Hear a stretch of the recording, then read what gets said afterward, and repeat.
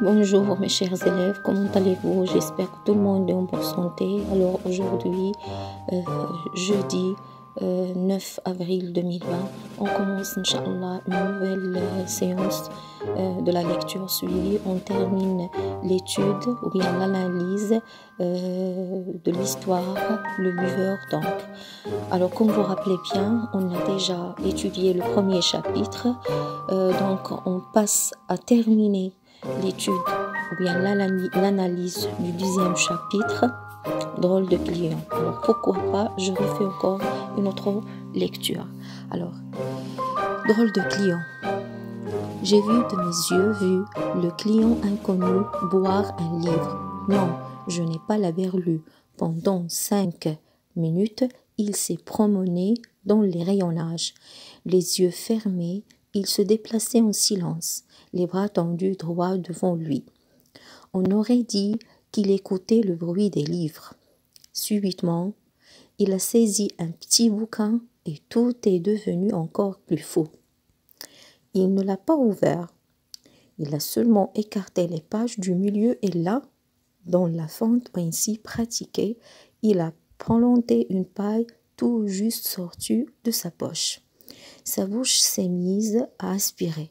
Sur son visage, il y avait du plaisir, comme si le livre tenait du jus d'orange et des glaçons. Il faut dire qu'il faisait très chaud, un temps à ne pas s'aventurer dans une librairie. J'ai poussé un petit cri de stupéfaction. Je sais, je n'aurais pas dû. Aïe, je crois qu'il m'a entendu. Il a remis le livre à sa place, a rangé sa paille et s'est dirigé vers la sortie. Aussitôt, j'ai bondi de ma cachette pour examiner le livre dans lequel la paille s'était plantée. Je n'ai pas eu de mal à le retrouver. Il était moins épais que les autres et avait une consistance caoutchouteuse.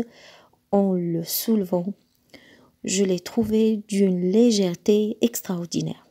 S'il y avait eu un coup de vent dans la boutique, il se serait envolé. Mais quand je l'ai ouvert, j'ai failli m'évanouir. Il était vide. Sur les pages, il ne restait pas le plus petit mot. L'étrange client avait bu toute l'encre du livre. Alors voilà, comme vous avez déjà entendu, voilà le deuxième chapitre. Donc alors pourquoi pas, on passe d'abord à corriger les questions de compréhension, la deuxième partie, avec la deuxième partie bien sûr, pour corriger les questions de compréhension. Et voilà mes chers élèves, les questions de compréhension ou bien le document que j'ai envoyé pour le deuxième chapitre, drôle de client. Alors la première question, que veulent dire les phrases où les mots soulignés suivants entourent la bonne réponse? Alors, que veut dire l'auteur par « je n'ai pas la berlue » ? Ça veut dire « je vois bien »,« je suis caché »,« je ne vois pas bien ». Aussi bien, qu'est-ce que ça veut dire subitement? Est-ce que jamais, tout à coup, ou bien lentement? Caoutchouteuse, qui aime le caoutchouc, qui a le goût du caoutchouc, ou bien qui ressemble au caoutchouc. Une légèreté extraordinaire, très lourd, très léger, complètement vide. Et voilà la correction du premier exercice. Que veulent dire les phrases où les mots soulignés suivants entourent la bonne réponse? Alors, comme vous voyez ici, on a encadré la bonne réponse. C'est pas grave, c'est la même chose. Alors, je n'ai pas la berlue. Ça veut dire je vois bien. D'accord? L'auteur, même s'il était caché, il était en train d'observer tout ce qui se passe. Subitement, ça veut dire tout à coup. Ça veut dire sur le champ. Caoutchouteuse, qui ressemble au caoutchouc. Alors, c'est pas qu'il aime le caoutchouc, c'est pas qu'il a le goût de caoutchouc, mais qui ressemble au caoutchouc, d'accord? Et caoutchouc, c'est comme le plastique. Une légèreté extraordinaire, ça veut dire très lourd, ou bien très léger, ou bien complètement vide. La réponse est très léger. Une légère extraordinaire, ça veut dire très léger. D'accord? Très bien, alors on revient à la deuxième partie du questionnaire. Mets-toi à la place du buveur d'encre et raconte l'histoire au moment où tu rentres dans la librairie. Je pousse la porte et je rentre dans la boutique. Alors, dans cet exercice, chacun va utiliser sa propre manière pour exprimer, d'accord, et pour raconter.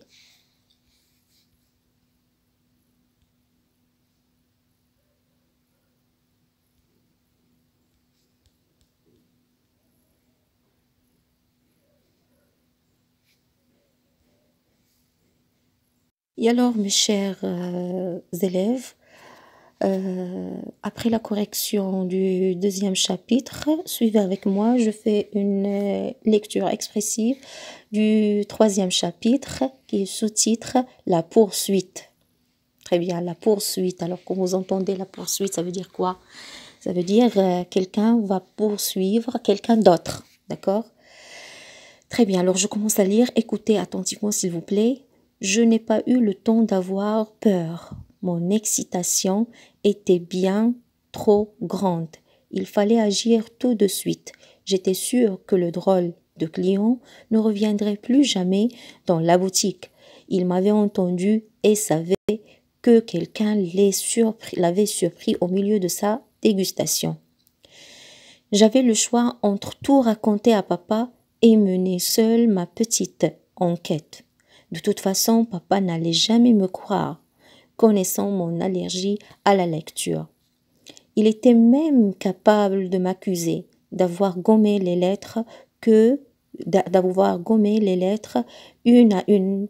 Alors, je me suis élancée sur les traces de l'étrange lecteur. « Où vas-tu » m'a demandé papa. Je sors. Dans la rue, le soleil m'a assommé à moitié. J'ai eu peur de m'être décidée trop tard. Le buveur d'encre avait disparu. J'ai choisi au hasard un côté du boulevard et je me suis mis à courir. Slalomant entre les passants, j'ai bien parcouru 300 mètres sans rien voir. Non, non et non. Je ne voulais pas renoncer. Pour une fois qu'il se passait quelque chose de pas commun dans ma vie. Je me suis accrochée et j'ai fini par apercevoir mon bonhomme. Je l'ai reconnu à son allure particulière. Il avançait vite, sans bouger les jambes. Tout le monde s'écartait avec crainte sur son passage. Derrière un arbre, j'ai repris ma respiration et je lui ai emboîté le pas. C'est ainsi que je me suis retrouvée devant la grille du cimetière. Et voilà, c'était le troisième chapitre, la poursuite. Alors, pourquoi pas, on passe directement à la correction des questions de compréhension.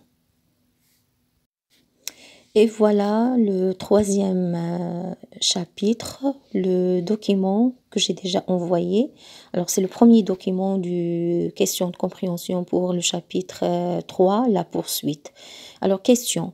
Pourquoi le petit garçon décide-t-il de suivre le buveur d'encre? Je répète, pourquoi le petit garçon décide-t-il de suivre le buveur d'encre? La réponse était... Alors, le petit garçon décide de suivre le buveur d'encre, la réponse est en rouge, pour mener seul sa petite enquête. Ça veut dire il a voulu faire une petite enquête. Ça veut dire il a voulu chercher derrière ce client. Alors, pourquoi il a fait comme ça? Ça veut dire pourquoi il n'a pas acheté le livre, pourquoi il n'a pas commencer à lire le livre dans la bibliothèque ou bien dans la librairie. Alors, et pourquoi il a fait sortir sa paille pour aspirer l'encre avec quoi on a écrit les lettres sur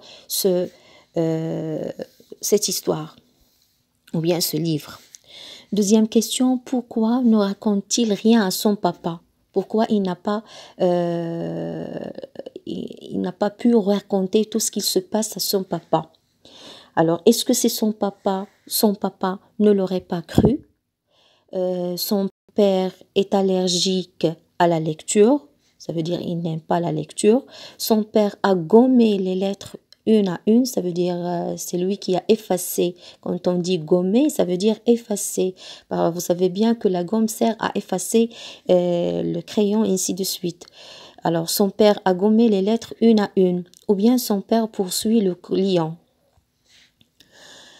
Alors, la réponse, c'était son père ne l'aurait pas cru. Ça veut dire quand il va lui raconter qu'il a vu quelqu'un qui a pris un livre, il a fait sortir sa paille pour aspirer l'encre et aspirer les lettres qui sont écrites sur le livre. Alors, il ne va pas croire ça. Il va dire que c'est non. Il va dire à son fils que c'est toi qui as pris la gomme et c'est toi qui as gommé, qui as effacé les lettres, ainsi de suite. D'accord? Donc la réponse est son père ne l'aurait pas cru. Troisième question, pourquoi le petit garçon se met-il à courir quand il sort de la boutique? Alors pourquoi il se met à courir? Est-ce que c'est parce qu'il ne veut pas que papa le rattrape? Il pleut, parce qu'il y a de la pluie, il y a trop de soleil, il a peur d'avoir perdu le buveur d'encre. Ça veut dire il a peur de ne pas le retrouver dans la rue. Donc la réponse était, bien sûr, donc le garçon se met à courir quand il sort de la boutique parce qu'il a peur d'avoir perdu le buveur d'encre. D'accord? Bien sûr, le buveur d'encre ou bien le client, le drôle client est sorti de la boutique très vite. D'accord? Donc c'est pour cela que le garçon, il se met à courir. Pourquoi? Parce qu'il a peur d'avoir perdu le buveur d'encre. Il veut le rattraper. Pas le rattraper forcément, mais au moins l'observer du loin. D'accord? Donc le poursuivre et l'observer du loin. C'est pour cela qu'il se met à courir. Quatrième question. Comment arrive-t-il à reconnaître le buveur d'encre? Ça veut dire comment il est arrivé à le reconnaître dans la rue. La question, c'était, d'après, bien sûr, le garçon qui était en train de raconter, je l'ai reconnu à son allure particulière. D'accord? Ça veut dire sa parure. Alors, ça veut dire ses habits, sa taille, sa manière de se déplacer, ainsi de suite. Il avançait vite. Ça veut dire il marche vite, il se déplace vite, sans bouger les jambes. Alors, c'est comme ce qu'il a déjà raconté quand le drôle client est arrivé à la boutique. D'accord? Il marche sans bouger les jambes. Tout le monde s'écartait avec crainte sur son passage. Alors tout le monde, quand il l'observe, il s'écartait avec crainte. Alors tout le monde avait une crainte parce qu'il se déplace d'une manière n'est pas normale, d'une manière bizarre. Alors quelqu'un qui se déplace vite sans bouger ses jambes, alors c'est quelque chose d'incroyable. D'accord? La question qui vient juste après, ça veut dire la cinquième question. Pourquoi tout le monde s'écarte-t-il sur le passage du buveur d'encre? Alors, la réponse c'était par crainte. Ça veut dire il avait de la peur. D'accord? Ils avaient de la peur quand ils ont remarqué, comme j'ai déjà expliqué, quand ils ont remarqué le buveur d'encre se déplace de cette manière, ils avaient de la peur. Par crainte. Donc, il s'écartait par crainte. La question qui vient juste après, où le petit garçon se retrouve-t-il? Ça veut dire où est-ce qu'il a rencontré le buveur d'encre encore une autre fois. Donc, il se retrouve devant la grille du cimetière. Alors, vous connaissez qu'est-ce que ça veut dire cimetière? Alors, quand on a quelqu'un qui est décédé, bien sûr, on le prend à la cimetière. D'accord? Très bien. Alors, la dernière question, ou bien l'avant-dernière question, à ton avis, pourquoi le buveur d'encre va-t-il dans le cimetière? C'est un mort, c'est un vampire, il va voir sa famille défunte, c'est le gardien du cimetière. Alors, à ton avis, à votre avis, bien sûr. Alors, pourquoi le buveur d'encre va-t-il dans le cimetière? C'est un mort, quelqu'un qui est déjà mort, qui est sorti de la cimetière. Ou bien, c'est un vampire. Vous connaissez les vampires, ce sont les monstres. Ou bien, ce sont des gens qui aiment manger les êtres humains. Il va voir sa famille défunte. Ça veut dire qu'il avait quelqu'un qui est mort et qui se trouve dans la cimetière. Il veut la voir. Ou bien c'est le gardien du cimetière, à votre avis. Pourquoi? Donc, c'est à vous de répondre à cette question. Alors, j'aimerais bien entendre vos réponses oralement. D'accord? Et la dernière question, ou bien la dernière consigne dessine. Le petit garçon suit le buveur d'encre dans la rue. Il se cache derrière un arbre pour ne pas se faire voir. D'accord? Alors, j'attends vos dessins. S'il vous plaît, envoyez-moi vos dessins pour exprimer cette phrase, pour me donner comment vous avez vu ou bien comment vous avez trouvé le petit garçon en train de suivre le buveur d'encre dans la rue. Il se cache derrière un arbre pour ne pas se faire voir. Essayez de le faire. Donc, je vous remercie tous, mes chers élèves, de votre attention et à la prochaine découverte, Inch'Allah, du 4e chapitre. Merci encore à votre attention et on se retrouve, Inch'Allah, après.